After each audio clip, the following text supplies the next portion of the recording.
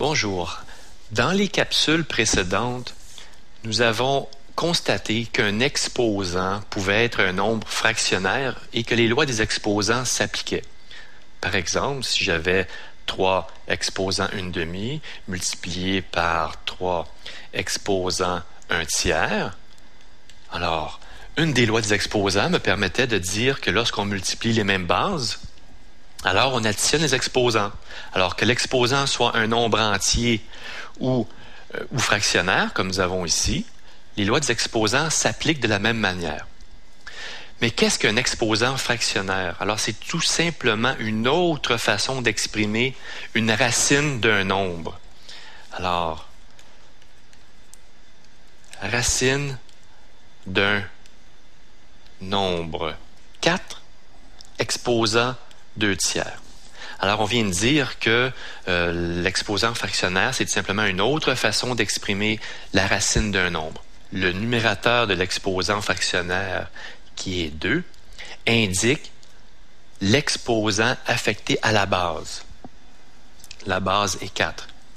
Tandis que le 3, qui est le dénominateur, indique l'indice du radical de cette racine. Donc, je pourrais écrire sous forme de radical comme ceci. 4, le 2 devient l'exposant de la base et le 3 devient l'indice du radical. Bon, je vais le réécrire ici, là. 4 exposant 2 et le 3 devient l'indice du radical. Alors ici, on a la racine cubique. Racine cubique de 4 exposant 2. Lorsque l'indice du radical est 3, on parle de racine cubique. Si l'indice du radical est 2, on parle à ce moment-là de racine carrée. Dans la racine carrée, l'indice n'apparaît pas parce qu'on sous-entend que lorsqu'il n'y a pas d'indice, c'est la racine carrée. Regardons un autre petit exemple. 5 exposant 3/7. Le 3 demeure l'exposant de la base 5 et le 7 est l'indice du radical. Alors, je pourrais lire comme ceci. Cette expression est la racine 7e de 5 exposant 3. Nous allons maintenant faire quelques exercices ensemble où nous aurons un mélange de notation exponentielle et la notation exprimée sous forme radicale. Et nous devrons exprimer dans leur base la plus simple avec un exposant positif. Alors, regardons le problème suivant. X exposant moins 5 multiplié par la racine carrée de x exposant 8. Alors ici, nous allons premièrement transformer l'exposant négatif en exposant positif en inversant la fraction. Alors je réécris la racine carrée de x exposant 8 sur x exposant 5. Je vais écrire le numérateur sous la forme exponentielle. J'aurai x exposant 8. Et comme il s'agit de la racine carrée, l'indice du radical est 2. Donc, je divise exposant 8 par 2. Et je réécris x exposant 5. Simplifions l'exposant de la base au numérateur. J'aurai x exposant 4 sur x exposant 5. La division d'une même base implique que je soustrais les exposants. 4 moins 5. Ce qui fait x exposant moins 1. J'inverse la fraction pour rendre l'exposant positif. Alors, mon résultat final sera 1 sur x. 125 exposant moins 3 multiplié par la racine carrée de 25 exposant 5. Alors ici, le but, c'est toujours de simplifier avec la base la plus simple et en ayant un exposant positif. Commençons par simplifier ici la base. Alors, 125, c'est 5 fois 5 fois 5, autrement dit 5 exposant 3. Alors, je vais réécrire 125 de la façon suivante, 5 exposant 3, exposant moins 3. Multiplié par la racine carrée de 25 exposant 5. Le 25, je pourrais le simplifier en produit de facteur premier, 5 exposant 2. Alors, n'oubliez pas que 5 exposant 2, c'est le chiffre 25. Et l'exposant 5 ici, je viens le mettre à l'extérieur de la parenthèse. Faisons la multiplication de l'exposant ici par l'exposant de la base. J'aurai donc 5 exposant moins 9 multiplié par la racine carrée de 5 exposant 10. Je vais maintenant prendre la première partie ici où l'exposant est négatif, l'inverser pour rendre l'exposant positif. J'aurai la racine carrée de 5 exposant 10 sur 5 exposant 9. Transformons la forme radicale sous la forme exponentielle. 5 exposant 10, je divise par 2 parce que l'indice du radical ici, c'est 2 sur 5 exposant 9. J'ai donc 5 exposant 5 sur 5 exposant 9. J'ai la même base, j'ai une division, donc je soustrais les exposants. 5 exposant 5 moins 9, ce qui fait 5 exposant moins 4. J'ai un exposant négatif. J'inverse la fraction pour avoir un exposant positif. Et j'aurai comme résultat final 1 sur 5 exposant 4. Dans cette section, nous allons voir comment simplifier des expressions contenant des racines carrées. Bon, nous savons tous que la racine carrée de 25 est égale à 5. Pourquoi? Parce que si je prends 5 et je l'élève au carré, je vais avoir comme résultat 25. On va donc dire que 25 est un carré parfait. Alors 25 est un carré parfait. Parce que lorsque j'extrais la racine carrée de ce nombre, ça me donne un nombre entier. Un autre carré parfait serait 81. La racine carrée de 81 donne 9. Pour vérifier, si je fais 9 fois 9, 9 au carré, ça me donne 81. Alors 81 est également un carré parfait. Là où ça se complique, c'est lorsque nous prenons des nombres qui ne sont pas des carrés parfaits. La racine carrée de 5. Alors, si on prend la calculatrice et on extrait la racine carrée de 5, j'aurai comme résultat 2,236067797 et j'en passe et je pourrais continuer comme ça de façon infinie. Alors, arrondissons au millième près. La racine carrée de 5 serait égale approximativement à 2,236 si j'arrondis au millième près. Donc, ce n'est qu'une approximation. Alors, nous allons voir comment il est possible d'extraire partiellement la racine carrée d'un nombre qui n'est pas parfait. Alors, nous allons extraire partiellement. C'est-à-dire que dans ma réponse finale, j'aurai une partie qui sera entière avec une partie qui sera sous le radical. Alors, nous allons extraire partiellement.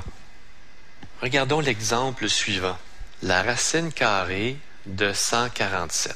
Est-ce que 147 est un carré parfait? On pourrait le vérifier rapidement avec la calculatrice. On sait que 12 fois 12 donne 144. 144 est un carré parfait, car sa racine carrée est 12. Et si je fais 13 fois 13, ça fait 169. Donc, le 147 est entre les deux. Donc, 147 n'est pas un carré parfait, car si je fais 12 fois 12, ça fait 144. Et si je fais 13 fois 13, ça fait 169.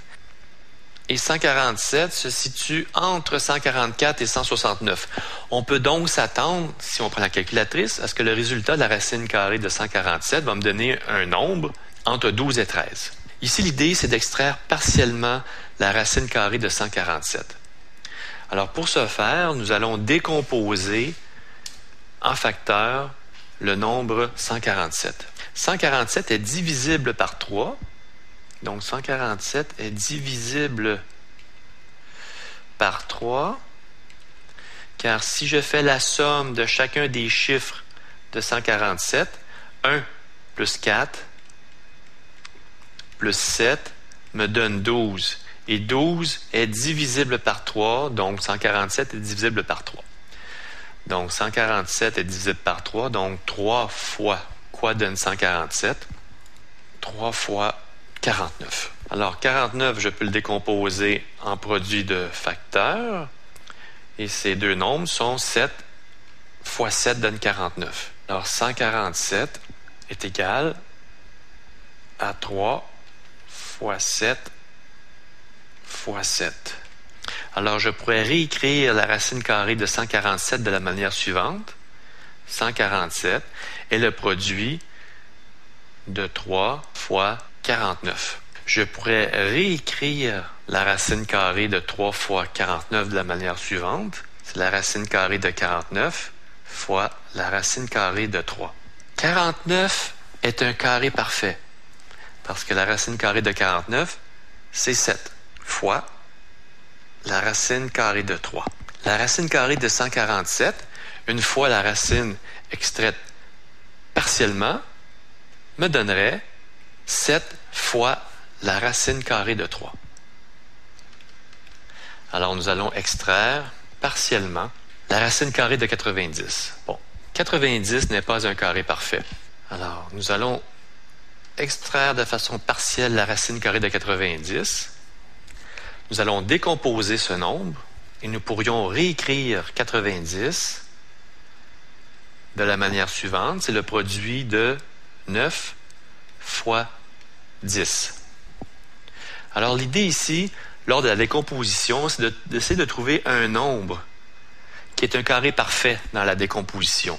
Alors, en décomposant 90 par le produit de ces deux facteurs 9 et 10, 9 est un carré parfait. Alors, nous allons pouvoir extraire la racine carrée de 9. Je pourrais réécrire la racine carrée de 9 fois la racine carrée de 10. 9 est un carré parfait. La racine carrée de 9, c'est 3 fois la racine carrée de 10. Si des fois on a des doutes à savoir est-ce que 10, je pourrais extraire partiellement la racine carrée de 10, eh bien, si je décompose 10 en produit de deux facteurs, c'est égal à 2 fois 5. Alors, même si je décompose 10 en produit de 2 par 5, 2 n'est pas un carré parfait et 5 n'est pas un carré parfait. Donc, je ne pourrais pas extraire l'un ou l'autre de ces deux nombres. Donc, je vais laisser sous cette forme, la racine carrée de 90 est égale à 3 fois la racine carrée de 10. Regardons ensemble l'exemple suivant, la racine carrée de 96. Alors, première étape, nous allons décomposer le 96 afin de simplifier l'expression suivante. Comme 96 n'est pas un carré parfait, nous devons donc décomposer 96 en produit de facteurs premiers. 96, c'est 2 fois 48. 48, c'est 2 fois 24. 24, c'est 2 fois 12. 12, c'est 2 fois 6. Et 6, c'est 2 fois 3. Alors, voici ici, j'encercle les facteurs de 96. Alors, 96 est le résultat de 2 fois 2 fois 2 fois 2 fois 2 fois 3. Alors, je pourrais réécrire la racine carrée de 96 en utilisant le produit de ces facteurs premiers. Alors, chaque fois que l'on trouve deux facteurs identiques, on en supprime un et on reporte l'autre à l'extérieur du radical. Donc, ici, j'ai une paire de facteurs identiques et ici, la même chose. Donc, à chaque fois que j'en retrouve deux identiques, je le reporte à l'extérieur du radical. Alors ici, je vais reporter 1, 2 et j'ai deux autres facteurs identiques, je vais les reporter à l'extérieur du radical en faisant le produit. Et ce qui me reste sous le radical, c'est 2 fois 3. Donc, je pourrais réécrire 4 radical 6. On aurait pu également trouver un carré parfait dans le nombre 96, parce que 96, c'est aussi le produit de 6 fois 16. Le 16 qui vient du 2 fois 2 fois 2 fois 2. Donc, j'aurais pu écrire que la racine carrée de 96 est égale à 16 fois 6. 16 est un carré parfait. La racine carrée de 16, c'est 4. Et il reste le 6 sous le radical. Donc, il y a comme deux façons, si on veut, de simplifier une expression. On peut soit trouver tous ces facteurs premiers, les réécrire sous le radical, et à chaque fois que l'on retrouve deux facteurs identiques, on en supprime un et on reporte l'autre à l'extérieur. Ou si on voit qu'il y a un carré parfait sous le radical, alors on extrait sa racine et le tour est joué. La racine carrée de 450. 450 n'est pas un carré parfait. Donc, la racine carrée de 450 va me donner un nombre qui ne sera pas entier. Nous allons extraire la racine carrée de façon partielle. Pour ce faire, nous allons décomposer le nombre 450. Alors, je me fais une petite section ici en bas de calcul. Alors, je vais extraire, c'est-à-dire je vais décomposer 450 en facteurs. 450 est le produit de 10, est le résultat de 10 fois 45. Alors, 10 fois 45 me donne bien 450. Je vais décomposer 45, qui est le résultat de 5 fois 9, et le 9 se décompose en produit du facteur 3 par 3. Le 10 peut se décomposer par le produit des deux facteurs suivants, 2 et 5. Alors, si nous regardons en bas de la chaîne complètement, nous avons un 2 qui est indécomposable, le 5, le 5, le 3 et le 3. Au bout de mes branches, je dois me retrouver avec des nombres premiers. Ce qui veut dire que 450 est le résultat du produit des facteurs suivants. 2 fois 3 fois 3 fois 5 fois 5. Alors, remontons plus haut. Je pourrais réécrire la racine carrée de 450 en écrivant tout simplement, en remplaçant 450 par le produit de ces facteurs. Remarquez maintenant que sous cette forme décomposée, nous pouvons voir des carrés parfaits. 3 fois 3 me donne 9. 9, c'est un carré parfait, donc je peux extraire sa racine carrée. 5 par 5, ça fait 25. 25 est un carré parfait, car il est le résultat du produit du même facteur par lui-même deux fois. Alors, à chaque fois que nous avons le facteur multiplié par lui-même, eh bien, le résultat me donne ce facteur. C'est-à-dire que la racine carrée de 9 me donne 3. Donc, quand j'ai une paire du même facteur, je peux le sortir à l'extérieur. De la même façon, ici, j'ai 5 fois 5. Donc, je peux sortir un 5 en dehors du radical, hors du radical. Car 5 par 5 me donne 25. La racine carrée de 25, c'est 5. Et ici, j'ai le 2, mais j'ai un 2 qui est tout seul, donc je ne peux pas le sortir du radical. Alors, je vais sortir le 3 du radical, parce que nous avons une paire ici, donc je sors le 3 une fois. Nous avons une paire de 5, donc je le sors une fois du radical. Je sors le 5. Ce qui me reste, c'est le 2 ici, qui est tout seul. Donc, le 2 n'est pas un carré parfait. Il va demeurer sous le radical. Donc, les facteurs que j'ai sortis sont multipliés, deviennent des produits. Alors, les facteurs que j'ai sortis sont multipliés à l'extérieur du radical. Je peux donc réécrire que la racine carrée de 450 est égale à 15, qui est le produit de 3 fois 5, radical 2. Alors, je viens d'extraire partiellement la racine carrée de 450, qui est le résultat de 15 fois la racine carrée de 2. si je veux trouver la racine carrée de 245. 245 n'est pas un carré parfait. Je vais donc extraire partiellement sa racine carrée. Donc, je vais me faire un autre petit bloc de calcul ici pour trouver les facteurs de 245. Alors, 245, c'est le produit de 5 fois 49. Je sais que 245, c'est un nombre divisible par 5. Donc, automatiquement, 5 est un facteur de 245. 49 est le produit de 7 fois 7. Alors, les facteurs de 245, si je regarde les nombres que j'ai au bout de mes branches, c'est le 5, le 7 et le 7, tous des nombres premiers. Alors, 245 est le résultat du produit de facteurs suivants, 5 fois 7 fois 7. Je vais donc réécrire ces facteurs sous le radical.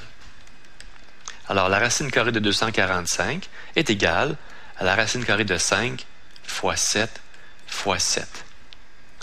Alors ici, j'ai une paire de facteurs identiques. 7 fois 7 me donne 49, et 49 est un carré parfait. La racine carrée de 49, c'est 7.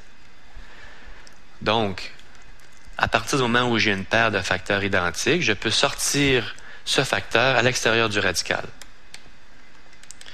Alors, le 7 va sortir, et il va me rester le 5. Le 5 est tout seul, donc je vais avoir racine carrée de 5 à réécrire, car 5 n'est pas un carré parfait. Ce qui me donne donc que la racine carrée de 245 est égale à 7 fois la racine carrée de 5. Alors, je viens d'extraire partiellement la racine carrée de 245.